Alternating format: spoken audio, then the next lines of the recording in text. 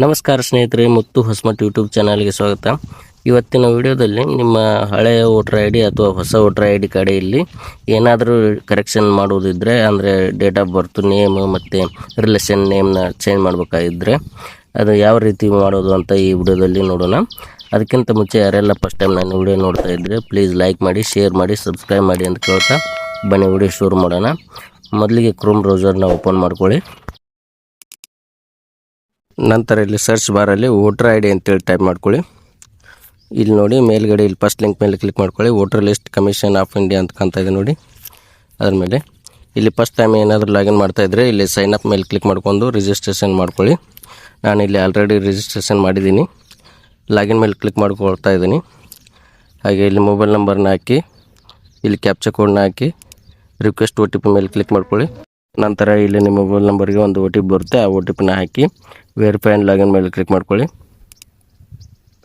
ನಂತರ ಇಲ್ಲಿ ಕೆಳಗಡೆ ಸ್ವಲ್ಪ ಸ್ಕ್ರೋಲ್ ಡೌನ್ ಮಾಡಿಕೊಂಡು ಫಿಲ್ ಫಾರ್ಮ್ 8 ಅಂತ ಕಾಣ್ತಾ ಇದೆ ನೋಡಿ, ಕರೆಕ್ಷನ್ ಮಾಡ್ತಾಯಿದ್ರೆ ಅದ್ರ ಮೇಲೆ ಕ್ಲಿಕ್ ಮಾಡ್ಕೊಳ್ಳಿ. ಹಾಗೆ ಇಲ್ಲಿ ಮೇಲ್ಗಡೆ ನಿಮ್ಮದೇ ವೋಟರ್ ಐ ಡಿ ಕರೆಕ್ಷನ್ ಮಾಡ್ತಾಯಿದ್ರೆ ಸೆಲ್ಫ್ ಮೇಲೆ ಕ್ಲಿಕ್ ಮಾಡ್ಕೊಳ್ಳಿ. ಅಥವಾ ಬೇರೆ ಫ್ಯಾಮಿಲಿ ಮೆಂಬರ್ಸ್ ಅಥವಾ ಬೇರೆದವ್ರದ್ದು ಮಾಡ್ತಾಯಿದ್ರೆ ಅದರ್ಸ್ ಎಲೆಕ್ಟರ್ಸ್ ಅಂತ ಕಾಣಲ್ಲ, ಅದ್ರ ಮೇಲೆ ಕ್ಲಿಕ್ ಮಾಡಿಕೊಂಡು ಇಲ್ಲಿ ವೋಟರ್ ಐ ಡಿ ನಂಬರ್ನ ಹಾಕಿ ಸಬ್ಮಿಟ್ ಮೇಲೆ ಕ್ಲಿಕ್ ಕೊಡಿ. ಇಲ್ಲಿ ವೋಟರ್ ಐ ಡಿ ಇಲ್ಲಿ ಮೊದಲು ಹೇಗಿರುತ್ತೆ ಅದೇ ಡೀಟೇಲ್ಸ್ ಎಲ್ಲ ತೋರಿಸುತ್ತೆ. ಅದು ಸರಿಯಾಗಿದ್ದರೆ ಓಕೆ ಕೊಡಿ. ಇಲ್ಲಿ ನೋಡಿ, ನಂತರ ಇಲ್ಲಿ ಕೆಳಗಡೆ ಸೆಕೆಂಡ್ ಆಪ್ಷನ್ನ ಕ್ಲಿಕ್ ಮಾಡ್ಕೊಳ್ಳಿ. Correction of entries existing electoral roll ಅಂತ ಕಾಣ್ತದೆ ನೋಡಿ, ಅದ್ರ ಮೇಲೆ ಕ್ಲಿಕ್ ಮಾಡಿಕೊಂಡು ಓಕೆ ಕೊಡಿ. ನಂತರ ಇಲ್ಲಿ ಸೈಡಲ್ಲಿ ABCDE ಅಂತೇಳಿ 5 ಕಾಲಮ್ಸ್ ಕಾಣ್ತಾ ಇದೆ ನೋಡಿ, ಅದರಲ್ಲಿ ಏನೇ ಸೆಲೆಕ್ಟ್ ಮಾಡ್ಕೊಳ್ಳಿ. ಇಲ್ಲಿ ನಿಮ್ಮ ಸ್ಟೇಟ್ ಡಿಸ್ಟಿಕ್ಸ್ ಎಲ್ಲ ಸರಿಯಾಗಿದ್ದರೆ ನೆಕ್ಸ್ಟ್ ಮೇಲೆ ಕ್ಲಿಕ್ ಕೊಡಿ. B ಕಾಲಮ್ ಓಪನ್ ಆಗುತ್ತೆ.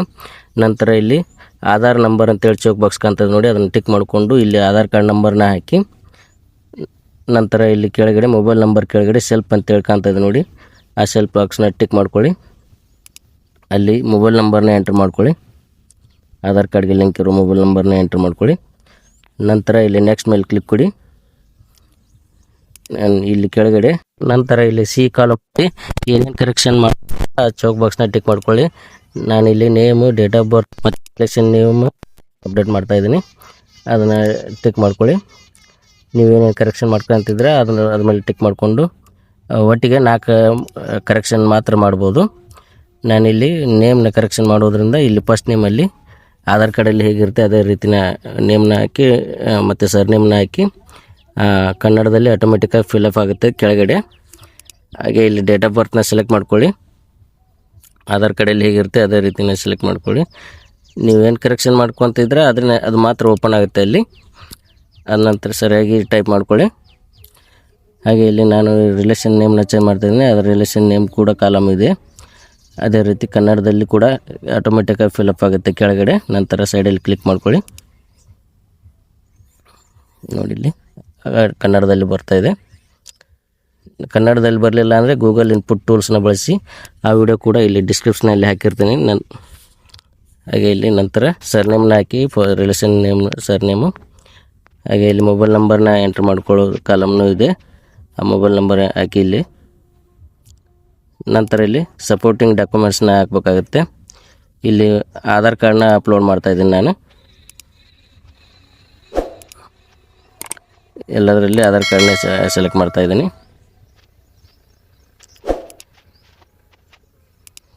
ನಂತರ ಇಲ್ಲಿ ಆಧಾರ್ ಕಾರ್ಡ್ ಅಪ್ಲೋಡ್ ಮಾಡುವ ಕಾಲಮ್ ಇದೆ, ಚೂಸ್ ಫೈಲ್ಸ್ ಮೇಲೆ ಕ್ಲಿಕ್ ಮಾಡ್ಕೊಂಡು ಇಲ್ಲಿ ಆಧಾರ್ ಕಾರ್ಡ್ನ ಅಪ್ಲೋಡ್ ಮಾಡ್ಕೊಳ್ಳಿ. ನಂತರ ಇಲ್ಲಿ ಡೇಟ್ ಆಫ್ ಬರ್ತ್ ಪ್ರೂಫ್ಗೂ ಕೂಡ ಆಧಾರ್ ಕಾರ್ಡ್ನೇ ಸೆಲೆಕ್ಟ್ ಮಾಡಿದ್ದೀನಿ, ಅಲ್ಲಿ ಕೂಡ ಅಪ್ಲೋಡ್ ಆಧಾರ್ ಕಾರ್ಡ್ನ ಮಾಡ್ಕೊಳ್ಳಿ.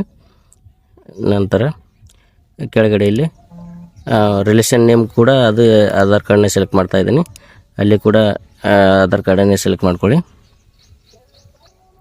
ನಂತರ ಸರಿಯಾಗಿದೆ ಚೆಕ್ ಮಾಡ್ಕೊಂಡು ನೆಕ್ಸ್ಟ್ ಮೇಲೆ ಕ್ಲಿಕ್ ಕೊಡಿ. ಇಲ್ಲಿ D ಕಾಲಮ್ ಓಪನ್ ಆಗುತ್ತೆ. ಈ ಡಿಕ್ಲರೇಷನಲ್ಲಿ ಪ್ಲೇಸ್ ಅಂತ ಇರೋ ಜಾಗದಲ್ಲಿ ನಿಮ್ಮ ಊರ ಹೆಸರನ್ನ ಟೈಪ್ ಮಾಡ್ಕೊಳ್ಳಿ, ಯಾವ ಊರಿಂದ ಅಪ್ಲೈ ಮಾಡ್ತಾಯಿದ್ರೆ ಅಂತ. ನಂತರ ಇಲ್ಲಿ ನೆಕ್ಸ್ಟ್ ಮೇಲೆ ಕ್ಲಿಕ್ ಕೊಡಿ. ಇಲ್ಲಿ ಸಬ್ಮಿಷನ್ ಕೆಳಗಡೆ ಇಲ್ಲಿ ಕ್ಯಾಪ್ಚಾ ಕೋಡ್ನ ಎಂಟರ್ ಮಾಡಿಕೊಂಡು ಸೆಂಡ್ ಒ ಟಿ ಪಿ ಮೇಲೆ ಕ್ಲಿಕ್ ಮಾಡಿ. ನಂತರ ಇಲ್ಲಿ ನಿಮ್ಮ ಆಧಾರ್ ಕಾರ್ಡ್ಗೆ ಒಂದು ಲಿಂಕ್ ಇರೋ ಫೋನ್ ನಂಬರ್ಗೆ ಒಂದು ಒ ಟಿ ಪಿ ಬರುತ್ತೆ, ಆ ಒ ಟಿ ಪಿನ ಇಲ್ಲಿ ಎಂಟ್ರ್ ಮಾಡ್ಕೊಳ್ಳಿ. ನಂತರ ಪ್ರಿವ್ಯೂ ಆ್ಯಂಡ್ ಸಬ್ಮಿಟ್ ಮೇಲೆ ಕ್ಲಿಕ್ ಕೊಡಿ. ಇಲ್ಲಿ ನೋಡಿ ಅಕ್ನಾಲಜ್ಮೆಂಟ್ ನಂಬರು ಕಾಪಿ ಓಪನ್ ಆಗುತ್ತೆ. ಆಮೇಲೆ ಸರಿಯಾಗಿದೆ ಎಲ್ಲ ಚೆಕ್ ಮಾಡಿಕೊಂಡು ಡೌನ್ಲೋಡ್ ಮೇಲೆ ಕ್ಲಿಕ್ ಕೊಟ್ಟು ಇಲ್ಲಿ ಈ ಸೈನ್ ಆ್ಯಂಡ್ ಸಬ್ಮಿಟ್ ಮೇಲೆ ಕ್ಲಿಕ್ ಕೊಡಿ. ಇಲ್ಲಿ ಸಬ್ಮಿಟ್ ಮಾಡ್ಬೋದಾ ಅಂತ ಕೇಳ್ತಾ ಇದೆ, ಎಸ್ ಅಂತ ಕೊಡಿ. ನಂತರ ಇಲ್ಲಿ ಯಾರು ವೋಟರ್ ಐ ಡಿನ ಕರೆಕ್ಷನ್ ಮಾಡ್ತಾ ಇದ್ದಾರೆ ಅವರ ಇಲ್ಲಿ ಆಧಾರ್ ಕಾರ್ಡ್ ನಂಬರ್ನ ಹಾಕಿ ಸೈನ್ ಮಾಡ್ಕೊಳ್ಳಿ. ಇಲ್ಲಿ ಆಧಾರ್ ಕಾರ್ಡ್ ನಂಬರ್ನ ಹಾಕಿ ಗೆಟ್ OTP ಮೇಲೆ ಕ್ಲಿಕ್ ಕೊಡಿ. ನಂತರ ಇಲ್ಲಿ ಅವ್ರ ಮೊಬೈಲ್ ನಂಬರಿಗೆ ಒಂದು OTP ಹೋಗಿರುತ್ತೆ. ಆ OTPನ ಹಾಕಿ ಇಲ್ಲಿ ಕೆಳಗಡೆ ಸ್ವಲ್ಪ ಸ್ಕ್ರೋಲ್ ಡೌನ್ ಮಾಡಿಕೊಂಡು ಸಬ್ಮಿಟ್ ಮೇಲೆ ಕ್ಲಿಕ್ ಕೊಡಿ.